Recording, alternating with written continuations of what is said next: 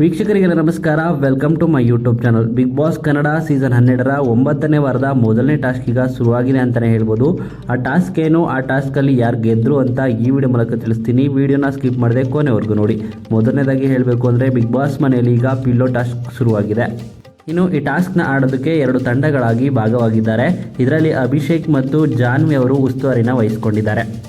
ಇನ್ನು ಈ ಟಾಸ್ಕ್ ಆಡೋದಕ್ಕೆ 3 ಮಹಿಳಾ ಸ್ಪರ್ಧಿಗಳು ಮೊದಲನೇ ರೌಂಡಲ್ಲಿ ಆಡ್ತಿದ್ದಾರೆ. ಮೊದಲನೇ ತಂಡದಿಂದ ಅಂತ ನೋಡೋದಾದರೆ ಕಾವ್ಯ, ರಕ್ಷಿತಾ ಮತ್ತು ರಾಶಿಕಾ ಅವರು ಒಂದು ಟೀಮ್ನಲ್ಲಿದ್ದಾರೆ. ಅಶ್ವಿನಿ, ಸ್ಪಂದನ ಹಾಗೂ ಜಾನ್ವಿ ಅವರು ಇನ್ನೊಂದು ಟೀಮ್ನಲ್ಲಿದ್ದಾರೆ. ಟಾಸ್ಕ್ ಏನು ಅಂತ ನೋಡೋದಾದರೆ ಗಾರ್ಡನ್ ಏರಿಯಾದಲ್ಲಿ ಒಂದು ಟಿವಿನ ಇಟ್ಟಿದ್ದಾರೆ. ಆ ಟಿವಿಯಲ್ಲಿ ಸೂಚಿಸುವಂಥ ನೇಮ್ನ ಪಿಲ್ಲೋ ಹಿಂದೆ ಇರುತ್ತೆ. ಆ ಪಿಲ್ಲೋನ ಹುಡುಕಿ ತಂದು ಒಂದು ಪಾಯಿಂಟ್ಸ್ನ ಗಳಿಸ್ಕೊಳ್ಳುವಂಥದ್ದು ಟಾಸ್ಕ್ ಆಗಿರುತ್ತೆ. ಅದೇ ರೀತಿ 2 ತಂಡದ ಸ್ಪರ್ಧಿಗಳು ಕೂಡ ಆಟವನ್ನು ಆಡಬೇಕು. 2 ತಂಡದ ಸ್ಪರ್ಧಿಗಳು ನೇಮ್ನ ಹುಡುಕಿ ಕಿತ್ಕೊಳ್ಳುವಂಥ ಅವಕಾಶ ಕೂಡ ಇರುತ್ತೆ, ಕಿತ್ಕೊಂಡು ತಮ್ಮದಾಗಿಸ್ಕೊಳ್ಳುವಂಥ ಅವಕಾಶ ಕೂಡ ಇರುತ್ತೆ.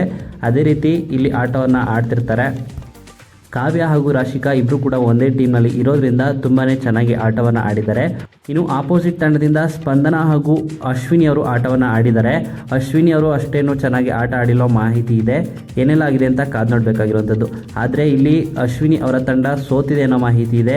ಯಾಕಂದರೆ ರಾಶಿಕಾ ಮತ್ತು ಕಾವ್ಯ ಅವರು ಒಂದೇ ಟೀಮ್ನಲ್ಲಿ ಇರೋದ್ರಿಂದ ತುಂಬಾ ಚೆನ್ನಾಗಿ ಆಟವನ್ನು ಆಡಿದ್ದಾರೆ. ಅದರಲ್ಲೂ ಗಿಲ್ಲಿ ಅವರೇ ಈ ಟೀಮ್ನಲ್ಲೂ ಕೂಡ ಉಸ್ತುವಾರಿನ ವಹಿಸಿಕೊಂಡಿದ್ದಾರೆ ಅನ್ನೋ ಮಾಹಿತಿ ಇದೆ. ಆ ಕಾರಣದಿಂದಾಗಿ ಅಶ್ವಿನಿ ಅವರ ಟೀಮ್ ಸೋತಿದೆ, ಕಾವ್ಯ ಅವರ ಟೀಮ್ ಗೆದ್ದಿದೆ ಅನ್ನೋ ಮಾಹಿತಿ ಇದೆ. ಏನೆಲ್ಲ ಆಗಿದೆ ಅಂತ ಕಾದು ನೋಡಬೇಕಾಗಿರುವಂಥದ್ದು. ಇನ್ನು ಈ ವಿಡಿಯೋ ನಿಮ್ಗೆ ಇಷ್ಟವಾಯಿತು ಅಂದರೆ ವಿಡಿಯೋಗೆ ಲೈಕ್ ಮಾಡಿ. ಬಿಗ್ ಬಾಸ್ ಕನ್ನಡ ಸೀಸನ್ 12ರ ಮತ್ತಷ್ಟು ಹೆಚ್ಚಿನ ವಿಡಿಯೋಗಳಿಗಾಗಿ ನಮ್ಮ ಚಾನಲ್ಗೆ ಸಬ್ಸ್ಕ್ರೈಬ್ ಮಾಡಿ.